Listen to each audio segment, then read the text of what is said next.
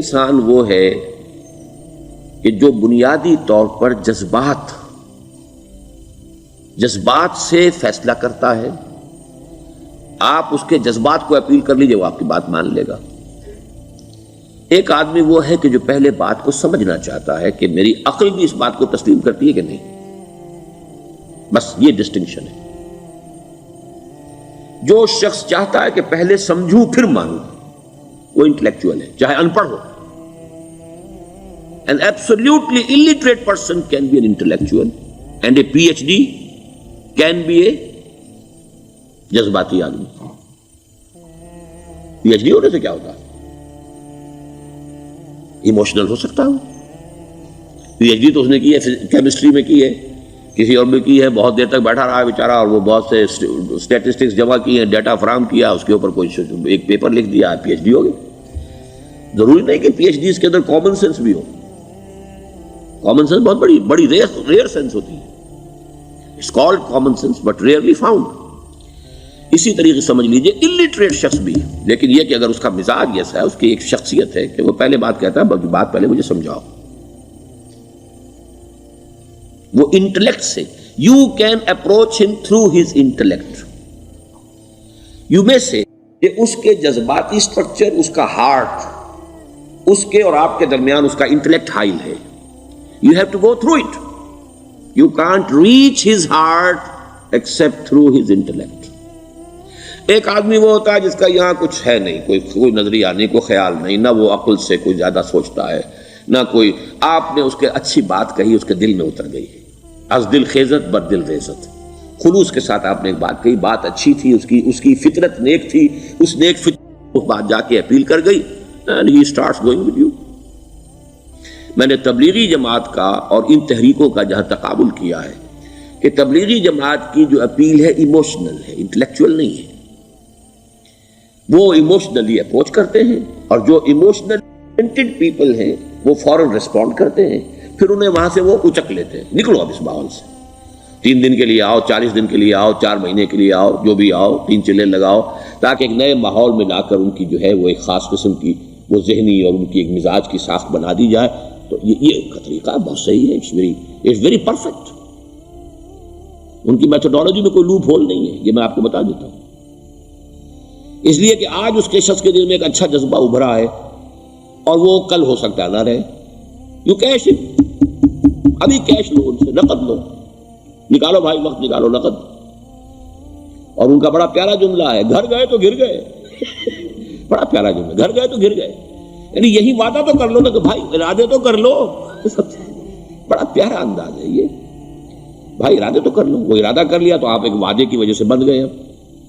اب یہ کہ اچھا بھائی چلو نکلو، اب نکل گئے تو پھر تو ان کے قابو میں آئی گئے. اب آپ انہوں نے 24 گھنٹے وہ آپ کو جو ہے اس میں رکھنا ہے کہ وہ آپ اپنی ساری سوچ وہ سب کی سب جو ہے وہ سب جاتی رہے گی. تو یہ اپنی جگہ پر it's a very perfect methodology, لیکن اس کی اپیل لمیٹڈ ہے to emotional people, not to intellectuals.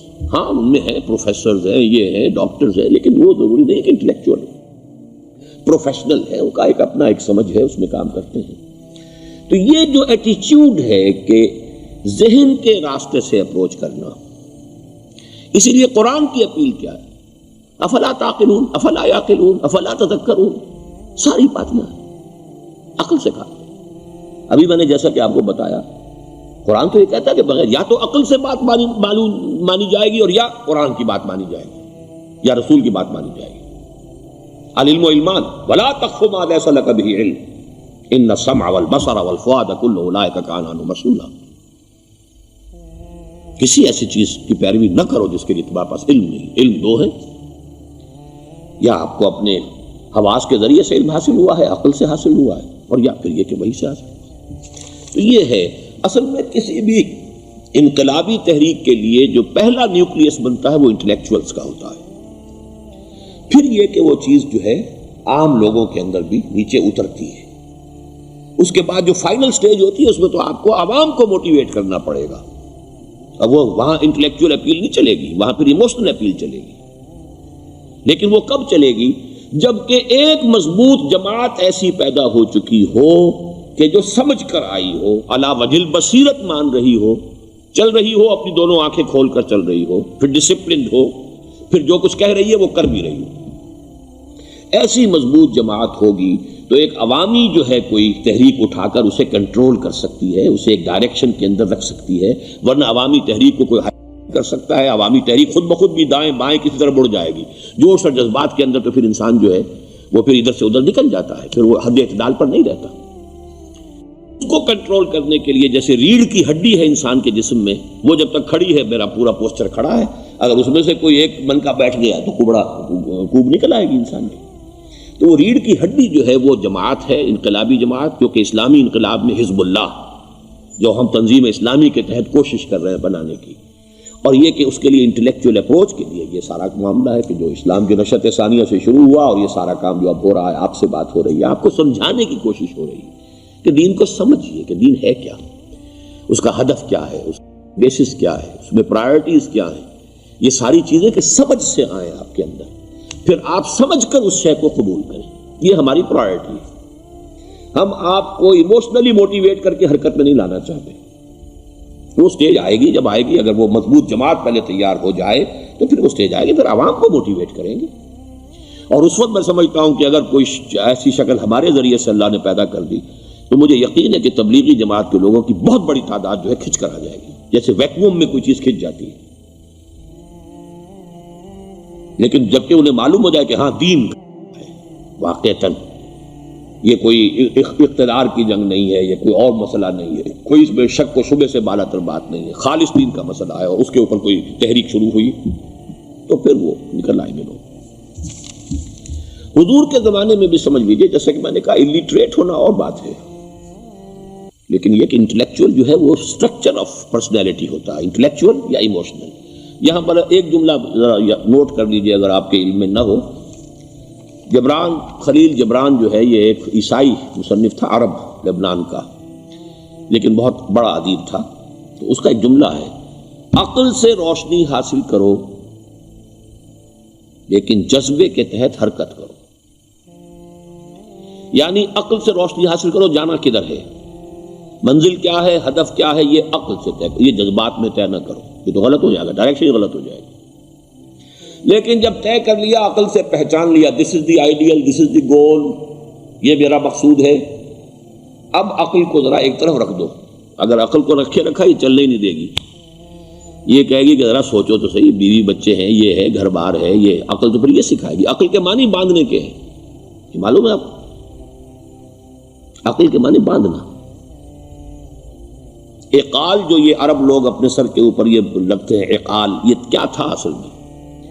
یہ عرب بدو جب ہوتا تھا، بدو وہ اپنے سر پر ایک رسی باندھ لیتا تھا کہ جہاں کہیں وہ اونٹ سے اترے گا وہ رسی اپنے سر پر سے کھولے گا اور اونٹ کا گھٹنا اس سے باندھ دے گا۔ ایک گھٹنا باندھ دیتا تھا تاکہ اب یہ اونٹ دوڑنے کے قابل نہیں رہا، 3 پاؤں سے اچک اچک کر، ادھر سے کوئی کیکر کا درخت ہے کچھ کھا لے گا، کہیں اور چلا جائے گا، دوڑ تو نہیں سکتا۔ اس رسی کو وہ اقال کہتے تھے۔ اب جب اس نے پھر چلنا ہے، سفر شروع کرنا ہے، وہ رسی اونٹ کے گھٹنے پر سے کھولی اور اپنے سر پر باندھ لی، یہ اقال تھا جو اب یہ سنہری اقال باندھے پھرتے ہیں بادشاہ لوگ۔ That is the basis of their اقال۔ اسی لیے حدیث آتی ہے کہ ایک بدو، ایک عرب باہر سے آئے، اونٹنی کو انہوں نے بغیر باندھے، وہ مسجد نبوی سے باہر حضور نے دیکھا کہ وہ اونٹنی کو انہوں نے باندھا نہیں، اس کا گھٹنا، اور وہ چلے آئے۔ حضور نے پوچھا کہ تم نے اونٹنی کا گھٹنا کیوں نہیں باندھا؟ انہوں نے عرض کیا کہ میں نے اللہ پر توکل کیا۔ تو حضور نے فرمایا یہ غلط ہے، اعقلھا ثم توکل، پہلے اس کو باندھ دو پھر توکل کرو۔ اسباب اور وسائل و ذرائع کا استعمال یہ تم پر لازم ہے، لیکن توکل اس پر نہ کرو، توکل اللہ پر۔